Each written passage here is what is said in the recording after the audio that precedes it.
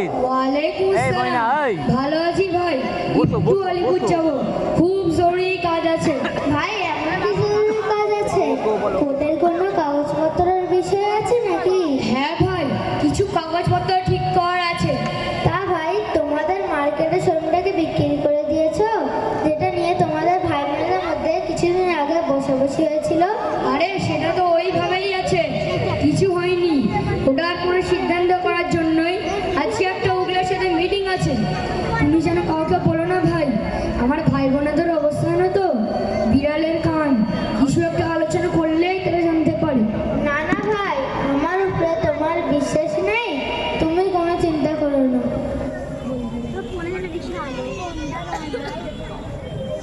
হ্যাঁ স্যার, আমার বিষয়টা কিছু ভাবলেন?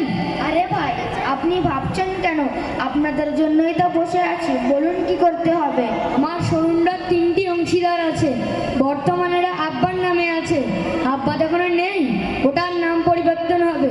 কিন্তু বাকি জন অংশীদারকে কি করা যাবে? আপনি কি বলতে চাচ্ছেন? আমি বলতে চাচ্ছি শোরুমটা শুধু আমার নামে করা যাবে কি?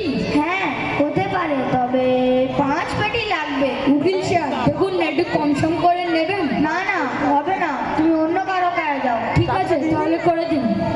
চালাকে ডেকে দিচ্ছি। কিরে কলিম, তোর ভাই সেলিম তো তোদের 2 ভাই বোনকে ফাঁকি দেওয়ার চেষ্টা করছে। সে তো উকিলের সাথে সাক্ষাৎ করে শোরুমের কথা বলছিল মনে হয়, ভালো করে খবর নে। কিরে তুই ঠিক বলছিস? তা কোন উকিলের সাথে কথা বলছে জানিস? আরে হ্যাঁ, আমাদের ক্লাবের উপর যে উকিলটা বসে তার সাথে কথা বলছিল।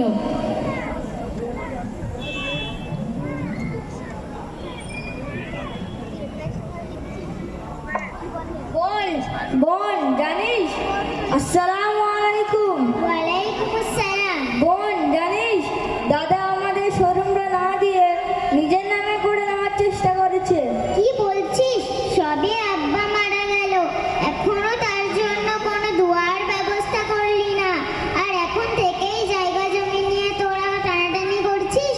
দেখ, আমি তোর ভালোর জন্য বললাম, যদি তুই আসিস তাহলে কোনো একটা ব্যবস্থা করা যেতে পারে।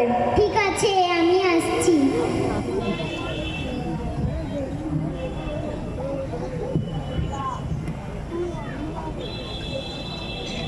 কিও করিম ভাই, কেমন আছো? একটু পেরেশানিতে আছো মনে হচ্ছে। জি একটু সমস্যা আছে। কি হয়েছে? আব্বাজি মারা যাওয়ার পর বড় দাদা শোরুম এবং সম্পদ আত্মসাৎ করার চেষ্টা করছে। কি করা যায় একটু আপনি পরামর্শ দিন। আচ্ছা ওনাকে ডাকো, আমি কথা বলছি। আসসালামু আলাইকুম। ওয়ালাইকুম আসসালাম। দাদা তুমি কোথায় আছো? বাড়িতে একটু জরুরি কথা আছে। হ্যাঁ আমি আসছি।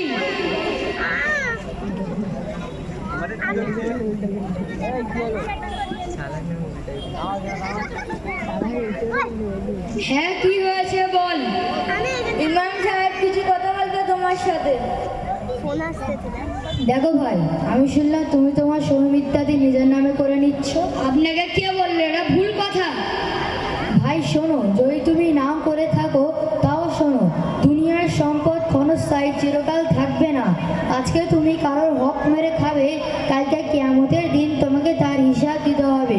রাসূল সাল্লাল্লাহু আলাইহি ওয়াসাল্লাম বলেছেন, তোমরা কি জানো নিঃস্বকে? সাহাবীগণ বলেন, নিঃস্ব ওই ব্যক্তি যার কোনো অর্থ ও সামগ্রী নেই।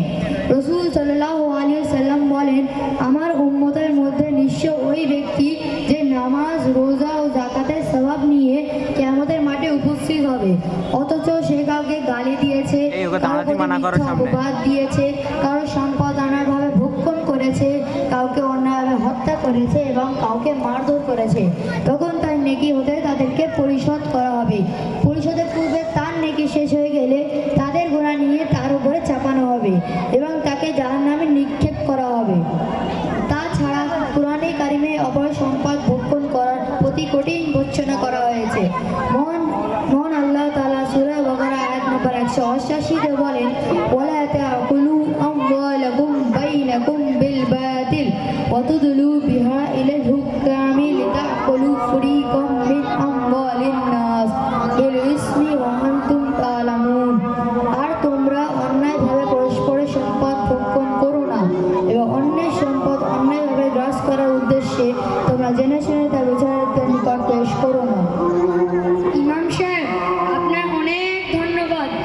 সত্যি আমার ভাই বোনদের হক হরপ করার উদ্দেশ্যে উকিলের কাছে গিয়েছিলাম। আমি দুনিয়ার লালসায় পড়ে গিয়েছিলাম, আমাকে ক্ষমা করে দিন। ক্ষমা আমার কাছে নয়, ক্ষমা আপনার ভাই বোনের কাছে চান। যদি তারা ক্ষমা করে তবেই আপনি ক্ষমা পাবেন, অন্যথায় কিয়ামতের দিবসে আপনাকে তার হিসাব দিতে হবে। হুজুর